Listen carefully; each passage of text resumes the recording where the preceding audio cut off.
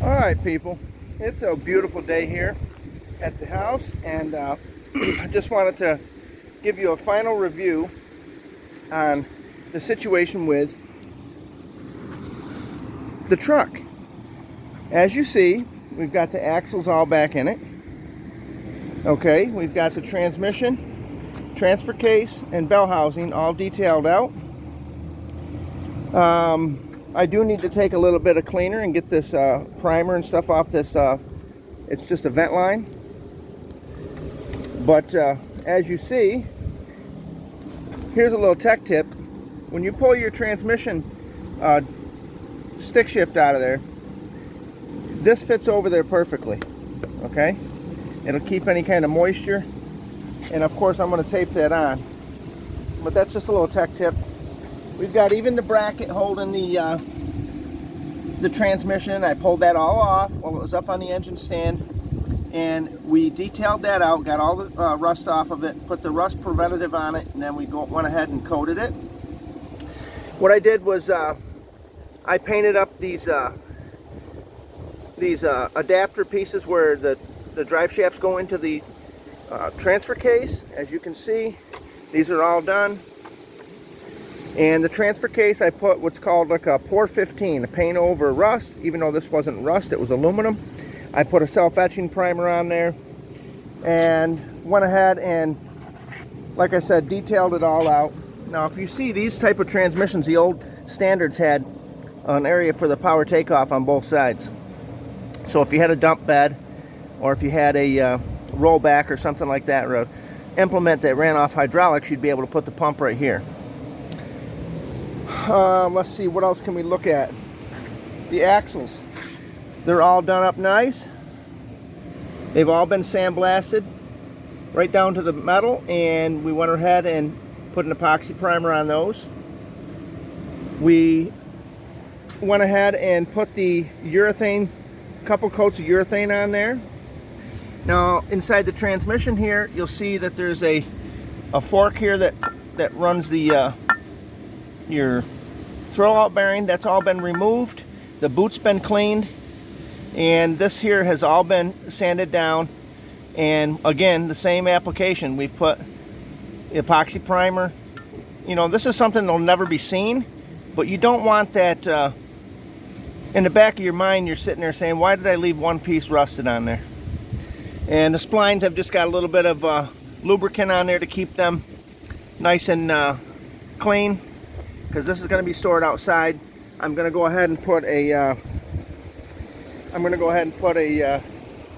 a bag system over that. And as you can see, everything else is done 100%. I will say one thing: if you're going to do this, be prepared. I've got about $500 in this situation right here. And some of you may say, well, that's a lot of money just for a frame. But if you go out and you look at some of the prices that people are quoting you to have this type of work done, $500 is child's play, okay, to be honest with you.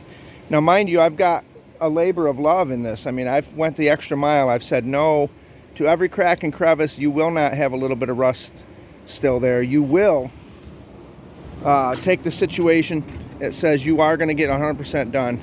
And I just hope you can see the situation that says here that we're not going to compromise. When you see this Dodge going down the road, and it's going to be bone white. Let me give you a little review here of the cab. Here's the cab.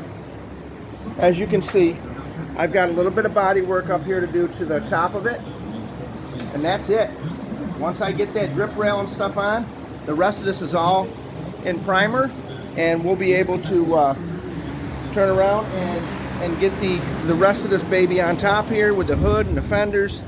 And you know, if you've seen any of my videos, you've seen the engine is ready to go. I do have to still take that to the dyno. That's another $500 to get that dyno tested and broke in. But we're not going to install that yet until that's at the dyno shop. And the other thing is, we're definitely not putting this front end together until we put that engine in, because that will make life 100% easier. Well, let's stop what we're doing right there and let's get to our sponsors. Today we have a sponsor coming from the southern part of the United States. It's HEB. It's a grocery store out that way, and down in the southern part of the country, and they're actually affiliated with Wegmans. But sweet and salty peanut butter granola bars. I don't know if you can see this, people, but that says select ingredients. And I'm going to say out of a 10 out of a 10 is what I give this product. There definitely, when you're eating this, you can definitely see that there is select ingredients in there. They don't have any of the bits and pieces. They put the full peanuts in there. And the peanut butter is creamy and smooth, unlike I've ever had before. HEB, sweet and salty. When you need that pick-me-up, we're here to help you out. So that's the sponsor for today. I hope everybody likes what I've done here. And if you don't, well, that's okay, because I like it. But the situation is, even the transmission tray, everything's been done, okay? There's no sense to even question what's happened here, okay? But we hope everybody has a wonderful day. We hope that you guys enjoy the rest of the week. And if you ever get a chance to get down south, and you're ever in the Texas area or the Oklahoma area, out that way, HEB, sweet and salty.